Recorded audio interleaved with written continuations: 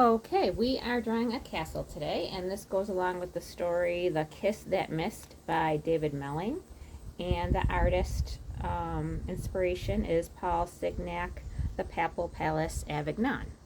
So we are, or Avignon, sorry. We're going to go across the middle of the paper, maybe just like a little bit lower than halfway down. And we're going to just draw a straight line there. It's going to be the edge of the water and the bottom of the castle. All right, and then we're going to draw, let's see, we'll start in the middle here with a rectangle or square shape. So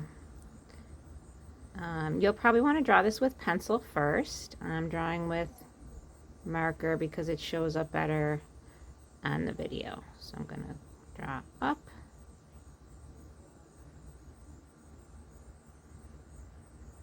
and then over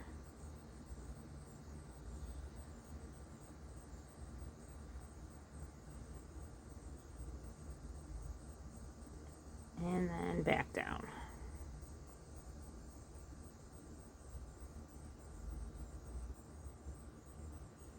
Okay, and then inside of that, I'm going to draw a curve doorway or entrance.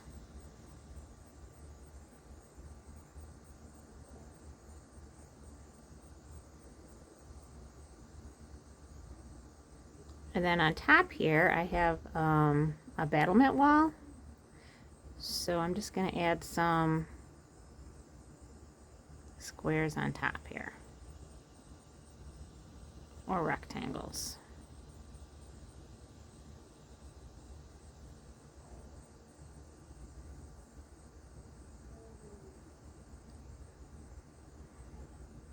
And if things don't turn out to be completely even, that's fine.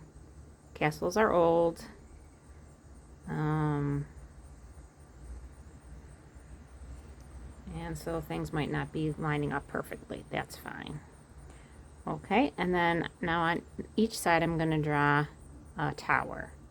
So I'm just going to go up a little bit from the edge here. And then I'm going to go over and then down. So it's basically drawing another rectangle on each side that's just a little bit taller than the other one. So I want to try to make it as even as I can.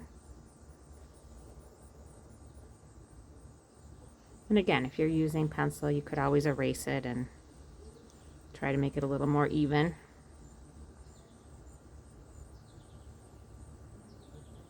Okay, so I've got a rectangle on either side. And then I've got a triangle roof for each one. So I'm just going to come out a little bit.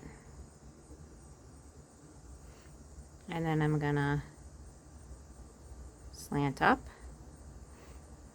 And then back down in.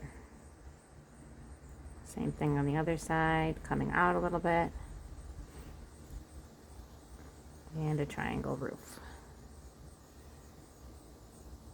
Okay, and then I also added in a tower in the middle.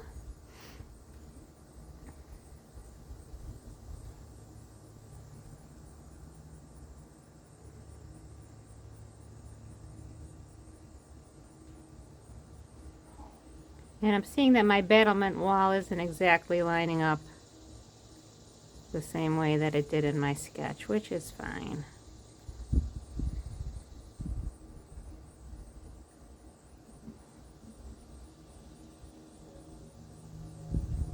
Connect that across.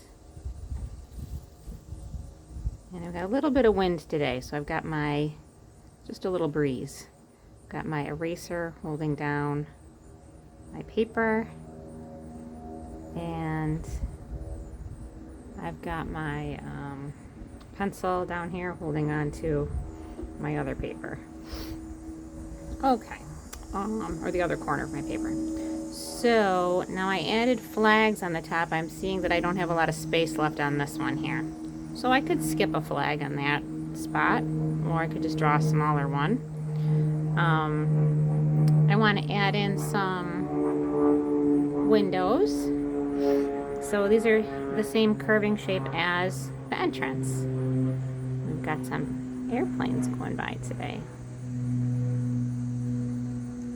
So I just draw a straight line and then a curve or a hill on top. Straight line, curve or a hill on top. And I wanted to try to make the other one about the same height and about the same size.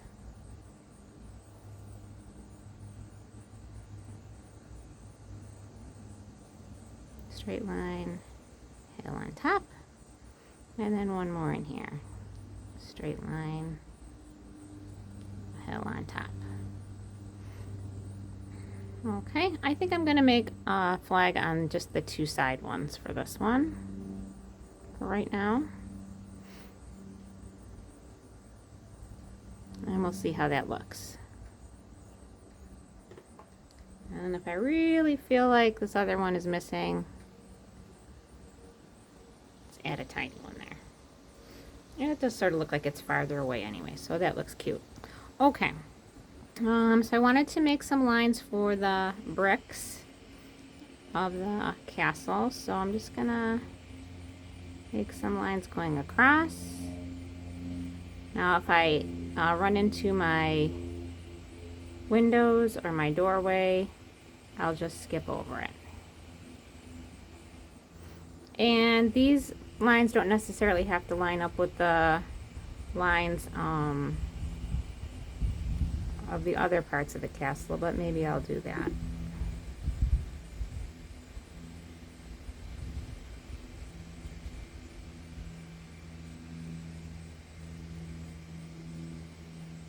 So just extending my lines across.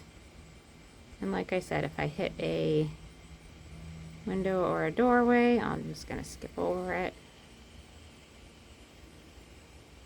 And these lines don't need to be real dark or thick, or, you know, connecting real straight. Again, because the castles are old.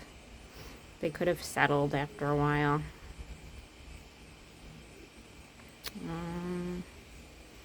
Maybe I'll just do this a little bit different. Not the same exact height going across there. Okay, and then I wanted to sort of stagger these vertical lines. So we did horizontal lines. Now we're going to add in some vertical lines.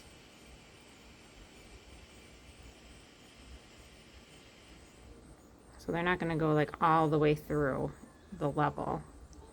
They're going to be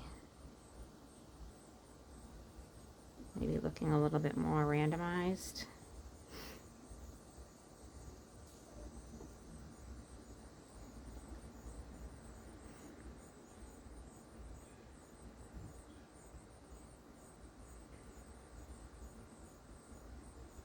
Sort of like if you're drawing bricks on a building.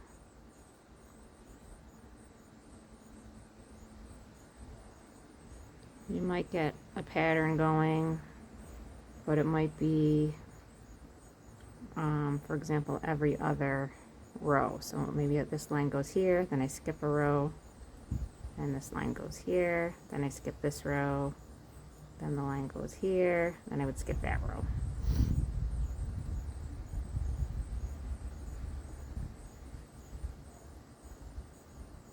Or just might want to put, you know, a few here and there, or skip those altogether. Okay, then I made some lines in the doorway. So this is probably like an iron gate for the fortress. And so I wanted to talk about our artist Paul Signac. He painted the Papal Palace Avignon in 1900, and the actual palace was created in the 14th century, in the 1300s, and he made a painting of it. It was a fortress and palace that was in the south of France. And we're going to make some curving lines in the roof here. And the Pope was there,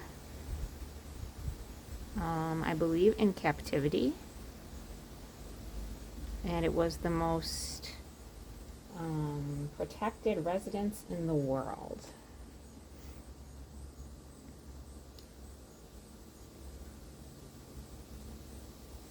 So just making rows of curving lines for this roof to make it look a little more fancy. The painting, like I said, was done in 1900. It was a pointillism technique where the artist used like dots or points of paint with their paintbrush, with his paintbrush.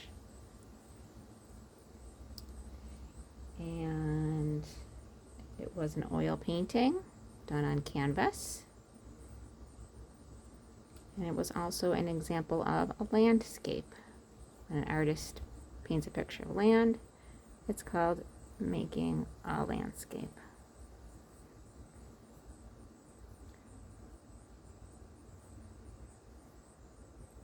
And now the art style, when I looked it up, said Neo-Impressionism, so like maybe a newer version of Impressionism. So in Impressionism, an artist didn't worry about the details, so I think that works in well with the sort of pointillism. You don't worry about the details. And it has kind of like a soft look to it. Beautiful colors, the artist's own impression of the colors. So I'm going to skip down and then draw a line here for the water, where the water ends. And then on there we're going to draw like a drawbridge. So as it gets closer to us, it gets wider. So we just do that by making diagonal lines. And then these two lines on the sides are straight up and down, vertical.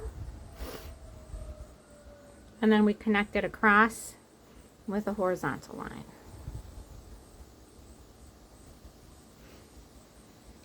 And then down at the bottom, we just made two curved lines for a path coming to the castle. Whoops, there goes my breeze. Oh dear. Okay, and then last thing I did was my rainbow in the background, and I drew in a few little water lines. And then I colored these with Twistables, Twistable crayons made by Crayola. We're going to go a little bit higher up here for our land, the end of our land back there. And then I just drew some curves around my background for my rainbow. So I just sort of had to imagine it sort of skipping over. And you might not want to do a rainbow on yours, and that's okay.